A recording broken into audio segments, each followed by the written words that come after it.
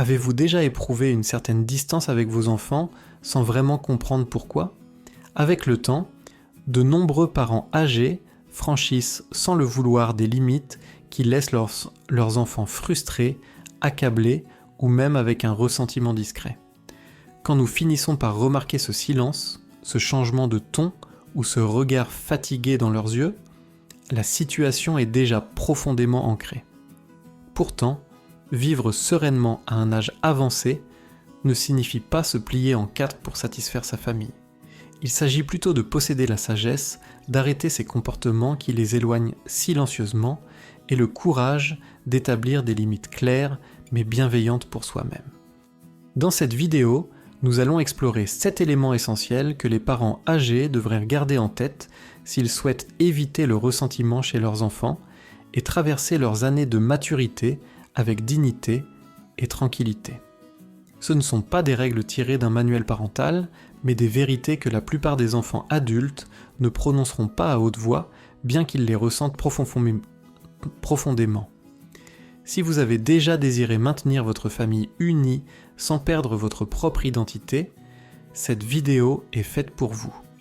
Commençons donc par le premier point, le poids des plaintes incessantes. Avec l'âge, un phénomène se produit souvent à notre insu. Notre seuil de tolérance diminue, la douleur devient une compagne quotidienne et, sans nous en rendre compte, nous communiquons davantage sur ce qui va mal que sur ce qui va bien. Nous croyons simplement exprimer la réalité ou dire les choses telles qu'elles sont. Pourtant, pour nos enfants qui mènent leur propre combat avec leur carrière, leurs enfants et leur santé, cela peut devenir épuisant. On peut ressentir cela comme une vague contre laquelle on ne peut jamais nager, une vague qui épuise avant même que l'on arrive. Lorsqu'un appel téléphonique se transforme systématiquement en une liste de plaintes ou de reproches concernant le monde, les voisins, la politique ou les choix que l'on fait, cela ne crée pas de lien. Cela use silencieusement la relation parce que la vérité est la suivante. Même s'ils vous aiment, ils peuvent s'enlacer, non pas à cause de ce que vous êtes, mais à cause de l'énergie qui émane de votre présence. Les enfants, quel que soit leur âge, ont toujours besoin de chaleur parentale, ils veulent se sentir soutenus, pas vidés. Quand ils arrivent et que les premiers mots sont à propos de votre genou, de votre dos ou du chaos qui règne dans le monde, ils hésitent. Ils appellent encore mais moins souvent, ils viennent encore mais brièvement. Et à la fin, ils cessent de demander comment vous allez, non par froideur mais par instinct de protection. Cela ne veut pas dire qu'il faut faire semblant que tout est parfait, ni refouler sa douleur ou feindre la gaieté. Mais il y a une force dans l'équilibre. Partagez votre réalité, oui, mais enveloppez-la de gratitude. Parlez de votre souffrance mais aussi de vos espoirs. Plaignez-vous si nécessaire, mais terminez toujours par une chose qui donne à votre enfant l'impression que sa visite vous a remonté le moral et non simplement traversé une autre tempête. Un homme de 71 ans que je connaissais s'appelait François. Il commençait chaque conversation par un soupir lourd, encore vivant, disait-il chaque fois que quelqu'un lui demandait comment il allait. Avec le temps, les gens ont cessé de donner de leurs nouvelles, non pas parce qu'ils ne se souciaient pas, mais parce qu'ils ne savaient plus comment supporter ce poids à chaque fois qu'ils prenaient contact. Après un moment de réflexion, François a essayé une approche différente. Il a commencé à dire « ça pourrait être pire, j'ai vu le soleil ce matin ». Et soudain, ses enfants ont appelé plus fréquemment. Parfois, un simple changement de ton suffit à raviver la chaleur qu'on ne pensait plus ressentir. Le second point concerne l'attente d'une attention constante. L'une des douleurs les plus profondes que nous portons jusqu'à un âge avancé, souvent sans nous en rendre compte, c'est la conviction que nos enfants nous doivent leur temps. Après tout ce que nous avons fait, tous les sacrifices consentis, n'est-il pas juste qu'ils prennent régulièrement de nos nouvelles, passent souvent nous voir et arrêtent tout lorsqu'on a besoin d'eux? Cette croyance, bien que compréhensible, peut insidieusement empoisonner la relation. La vérité, c'est que nos enfants ne sont plus les petits qui s'accrochaient à nos jambes en demandant notre aide à chaque instant. Ce sont des adultes qui affrontent leurs propres combats, portent leurs propres regrets élèvent leurs propres enfants ou font face à des difficultés que nous ne percevons pas toujours. Quand nous attendons leur présence constante, que nous les culpabilisons de ne pas appeler plus souvent ou de ne pas venir assez, nous transformons l'amour en une contrainte. Rien n'éloigne plus rapidement que l'obligation mêlée de culpabilité. Ce n'est pas qu'ils ne nous aiment pas, ni qu'ils ne tiennent pas à nous, mais la vie, surtout en ce moment, est plus accablante qu'elle n'en a l'air. Et si chaque interaction avec nous devient une charge, cela s'accompagne souvent d'un sentiment où l'on juge qu'il faudrait être là ou passer un appel. Sinon, on devient une source supplémentaire de stress au lieu d'apporter du réconfort. Peu à peu, ils évitent les appels, retardent les visites et s'éloignent émotionnellement, même s'ils sont présents physiquement. Je me souviens de Jeanne, une femme de 75 ans, qui vivait seule après le décès de son mari. Elle adorait sa fille, mais à chaque conversation, elle commençait par « Je suppose que tu es trop occupé pour ta vieille maman une fois de plus ». Sa fille venait encore, se préoccupait d'elle, mais elle avait cessé de partager, de rester longtemps et de rire comme avant. Jeanne n'avait pas conscience au début, mais dès qu'elle a changé d'attitude pour dire « Je suis tellement heureuse que tu aies appelé, j'aime entendre ta voix », tout s'est transformé. Sa fille a recommencé à se confier, non par obligation, mais par plaisir. Voici un secret que beaucoup n'expriment jamais. L'amour grandit quand il semble être un choix et non un devoir. Si l'on veut que nos enfants reviennent, non seulement physiquement, mais aussi émotionnellement, il faut que notre présence soit perçue comme un refuge doux et non pas une scène où l'on se sent coupable. Si vous regardez encore cette vidéo et que vous trouvez ces idées intéressantes, écrivez 2 dans les commentaires pour me dire que vous êtes là. Si vous n'avez pas encore souscrit, je vous conseille de vous abonner et d'activer la cloche pour ne manquer aucune vidéo. Votre soutien nous permet de continuer à créer du contenu de qualité pour vous informer et vous inspirer. Passons maintenant à la 3e idée, l'envie de contrôler l'heure. En tant que parents, nous passons des décennies à accompagner nos enfants, à les guider pour qu'ils fassent des choix éclairés, qu'ils se protègent et évitent les erreurs. Cette habitude est difficile à abandonner, surtout lorsque nous les voyons emprunter un chemin qui ne nous semble pas convenir. Un des pièges les plus courants en avançant en âge consiste à vouloir maintenir ce contrôle, même lorsque nos conseils commencent à ressembler davantage à une forme d'ingérence. Que ce soit sur leur mariage, leur lieu de vie, leur travail, la manière dont ils élèvent leurs enfants ou la fréquence de leurs voyages, de nombreux parents âgés se mettent à donner des conseils en permanence et se blessent ensuite lorsqu'ils sont ignorés. Ce qui fait mal, c'est ceci. À chaque fois que nous essayons d'intervenir, même avec les meilleures intentions, nous risquons de leur faire sentir qu'ils sont encore enfants, qu'ils sont jugés. Imaginez à quel point vous vous sentiriez frustré si quelqu'un corrigeait chacun de vos gestes alors que vous êtes dans la 60aine ou la 70aine. Voilà exactement ce qu'ils ressentent. Plus nous insistons, plus ils s'éloignent. Au final, ils cessent de demander des conseils, non pas parce qu'ils n'en ont pas besoin, mais car ils veulent éviter le poids émotionnel qui accompagne ces échanges. Je connais un homme nommé Harold, âgé de 81 ans, dont le fils rencontrait des difficultés financières. Chaque fois qu'il parlait, Harold tentait d'aider en le réprimandant sur son manque d'épargne, en critiquant ses choix professionnels et en revenant sans cesse sur ses erreurs passées. Au bout d'un moment, les appels ont cessé. Harold pensait que son fils était ingrat. Mais le vrai problème était ailleurs, son fils ne se sentait pas en sécurité, il se sentait jugé. Lorsqu'Harold a finalement changé d'approche, passant de « voici ce que tu devrais faire à comment te sens-tu », tout a évolué.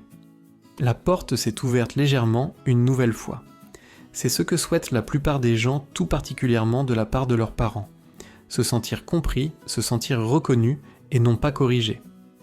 Être respecté à un âge avancé ne résulte pas de celui qui élève la voix le plus fort dans la pièce.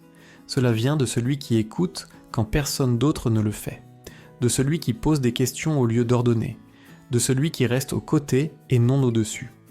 Et lorsque vos enfants perçoivent cela chez vous, c'est alors que la confiance revient. C'est à ce moment qu'ils partagent leurs inquiétudes avec vous, non pas par habitude, mais par un réel sentiment de réconfort. 4e point, l'habitude de tenir les comptes. Garder en mémoire qui a fait quoi, qui a appelé en dernier ou qui a oublié votre anniversaire peut sembler légitime au début. Pourtant, cette comptabilité discrète, ce registre mental des dettes et des devoirs, génère souvent de la rancune plus vite qu'on ne le pense. Cela transforme les relations affectueuses en compétition silencieuse, et cela éloigne nos enfants au moment où nous avons le plus besoin d'eux. De nombreux aînés pensent « je les ai élevés, j'ai tant sacrifié », le minimum serait qu'ils m'appellent plus souvent, plus souvent. Cette pensée, une fois admise ou simplement ressentie, peut transformer chaque appel en une évaluation tacite. Ce n'était que 5 minutes, ils ne m'ont même pas demandé comment s'est passé mon rendez-vous chez le médecin. Soudain, plus rien ne semble suffisant et la chaleur des liens commence à s'éteindre. La vérité explicite est que la majorité des enfants adultes sont débordés. Ils jonglent avec leur carrière, la parentalité, leur santé, leurs propres soucis financiers, tout en essayant de rester présents pour vous. Lorsque l'on considère leur amour comme une dette, tout devient plus lourd. Ils ne peuvent jamais rembourser ce que nous faisons sans le vouloir. Nous les faisons parfois se sentir comme s'ils échouaient, alors même qu'ils essaient. Je me souviens d'une femme nommée Carole qui avait 76 ans. Elle notait avec soin la fréquence des visites de sa fille chaque mois. Cette liste, elle ne la montrait à personne, mais elle la connaissait par cœur. Chaque visite manquée amplifiait sa déception. Chaque appel trop court renforçait ses craintes. Peu à peu, cela la rendait amère, au point que sa fille appelait de moins en moins souvent. Ce n'était pas par manque d'affection, mais parce qu'elle avait l'impression que rien ne suffisait jamais. Le tournant de Carole survint lorsqu'elle cessa d'attendre une réciprocité et commença à exprimer de la joie.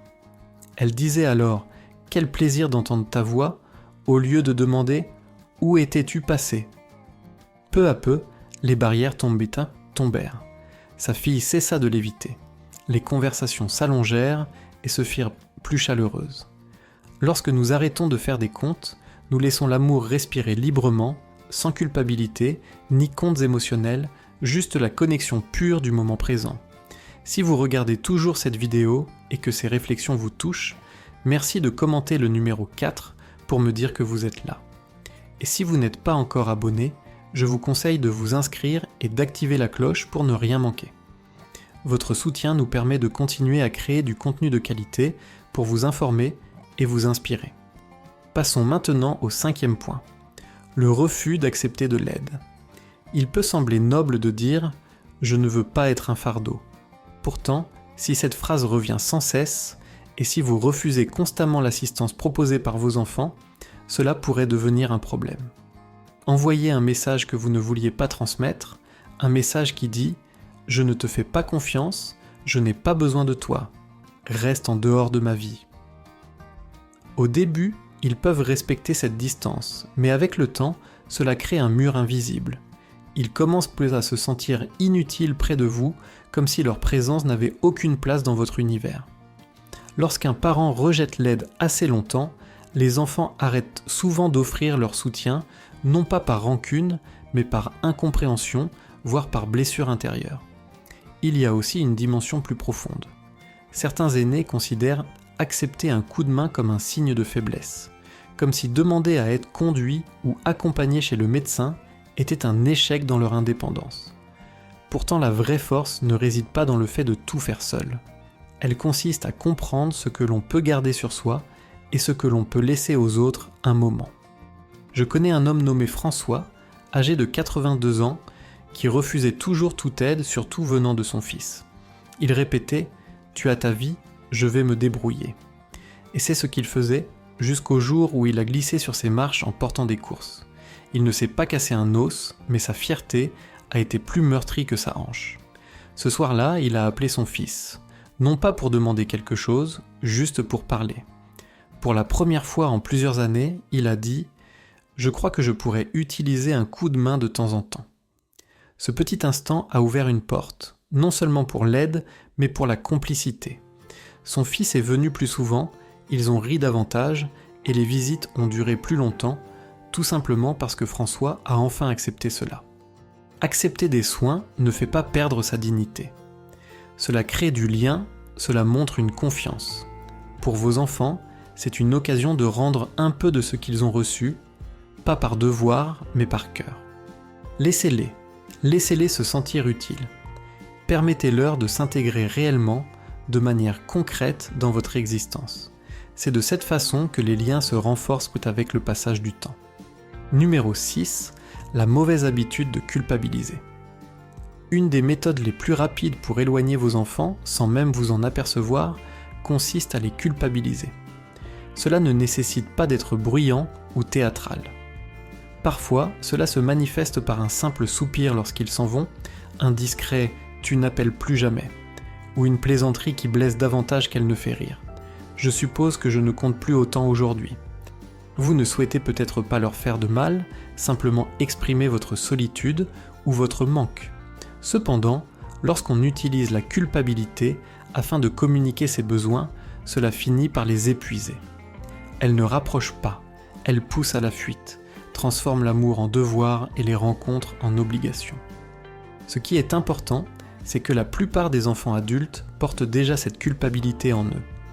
Se sentir insuffisant, ne pas venir assez souvent, être trop pris par leur propre vie. Ajouter une charge supplémentaire, même minime, les amène à associer votre présence à un poids émotionnel qu'aucun ne souhaite porter, peu importe l'amour qu'il vous porte. Il existe pourtant une autre méthode. Au lieu de dire « tu viens jamais », dites plutôt « ta visite illumine ma journée ». Au lieu de « tu n'en as plus rien à faire », dites « notre temps ensemble me manque ». Vous restez sincère mais sans douleur, vous invitez sans accuser. Je me souviens avoir rencontré une dame appelée Doris, âgée de 76 ans, qui se plaignait souvent auprès de sa fille de se sentir oubliée. Sa fille, François aurait aimé rendre visite, mais elle semblait toujours tendue, comme si elle se préparait à quelque chose. Un jour, Doris a décidé de changer d'approche. Elle a commencé à remercier sa fille à chaque visite. Elle disait « Je sais que tu es occupée et cela signifie tellement que tu prennes encore du temps pour moi. » Cette modification a été comme un interrupteur allumé. Sa fille non seulement venait plus fréquemment, mais restait aussi plus longtemps et souriait davantage. La gratitude crée de l'espace, tandis que la culpabilité le ferme. Si vous regardez encore cette vidéo et que vous trouvez ces réflexions utiles, veuillez écrire le chiffre 6 en commentaire pour me montrer que vous êtes là. Et si vous n'êtes pas encore abonné, je vous conseille de le faire et d'activer la cloche pour ne manquer aucune vidéo. Votre soutien nous permet de continuer à produire un contenu de qualité destiné à vous informer et à vous inspirer. Passons maintenant à la suite. Le 7e point concerne le refus de respecter leurs limites. L'un des changements les plus difficiles avec l'âge est de comprendre que vos enfants n'ont plus besoin de vos conseils comme auparavant. Pourtant, nombreux sont les parents qui, par amour, peur ou habitude, franchissent sans cesse les lignes invisibles que leurs enfants adultes tracent discrètement. Tout commence par des questions qui paraissent bienveillantes mais qui envahissent la vie privée. Pourquoi y dépenses-tu autant là-dedans ? Pourquoi ne lui mets-tu pas un manteau ? Ton mari travaille-t-il encore tard ? Ces questions paraissent anodines, mais pour un enfant devenu adulte, elles peuvent ressembler à une surveillance, un jugement, une érosion progressive de leur indépendance. Les limites ne sont pas des murs, elles sont des ponts qui rendent possible une proximité saine. Lorsque le parent franchit constamment ses imposer des conseils non sollicités, insérer ses opinions personnelles dans des affaires privées ou réclamer des nouvelles constantes sur chaque aspect de leur existence érode la confiance. Cela donne à vos enfants l'impression qu'ils doivent défendre leurs décisions plutôt que de vouloir les partager. Something now. Respecter leurs limites ne signifie pas devenir distant. Au contraire, cela veut dire leur offrir l'espace nécessaire pour être eux-mêmes. Cela implique d'attendre qu'ils sollicitent votre avis au lieu de le donner spontanément. C'est la preuve que vous faites confiance à leur discernement, même en cas de désaccord. François, âgé de 82 ans, appelait sa fille chaque jour. Il posait des questions sur l'école de ses enfants, le travail de son mari, voire ses finances. Progressivement, elle répondait de moins en moins. François ne comprenait pas cette distance, jusqu'à ce qu'un ami lui explique avec douceur « Tu la fais sentir à nouveau comme une adolescente ». Cela lui a ouvert les yeux. Il a alors réduit la fréquence de ses appels, passant à plusieurs fois par semaine. Lorsqu'il appelait, il débutait par « As-tu une minute pour discuter ?» Ce changement a porté ses fruits. Elle l'appelait davantage. Se sentir respecté est agréable. Quand vos enfants le perçoivent de votre part, ils se rapprochent. Non par obligation, mais par envie. En conclusion, vieillir ne signifie pas devenir invisible ni s'accrocher désespérément au passé. C'est apprendre à s'adapter dans les relations qui comptent le plus. Si vous vous êtes déjà demandé pourquoi la complicité avec vos enfants semble parfois s'effilocher, ce n'est sûrement pas que l'amour a disparu, c'est que les limites ont évolué sans que personne ne s'en aperçoive vraiment. Il n'est pas toujours évident de savoir comment aborder ce sujet, mais maintenant vous le pouvez. Ces 7 rappels ne servent pas seulement à éviter d'être mal vus, ce sont des outils pour rétablir la paix dans votre foyer, dans vos échanges et dans votre cœur. Vous n'avez pas besoin de marcher sur des œufs, il suffit de rester attentif, ouvert et bienveillant. C'est cela qui crée un lien authentique entre les générations. Nous vous remercions de nous avoir rejoints aujourd'hui. Nous serions ravis de connaître votre avis. Laissez un commentaire ci-dessous et partagez une chose que vous avez apprise aujourd'hui, ainsi que la manière dont vous comptez l'appliquer dans votre quotidien. Vos opinions comptent énormément pour nous, n'hésitez pas à les exprimer. Lire vos commentaires nous procure une grande motivation et un bel encouragement. Si cette vidéo vous a plu et vous a été utile, merci de la liker, de vous abonner et de la partager. Votre soutien nous permet de continuer à produire du contenu de qualité pour vous informer et vous inspirer. Merci d'avoir regardé et au plaisir de vous retrouver dans la prochaine vidéo.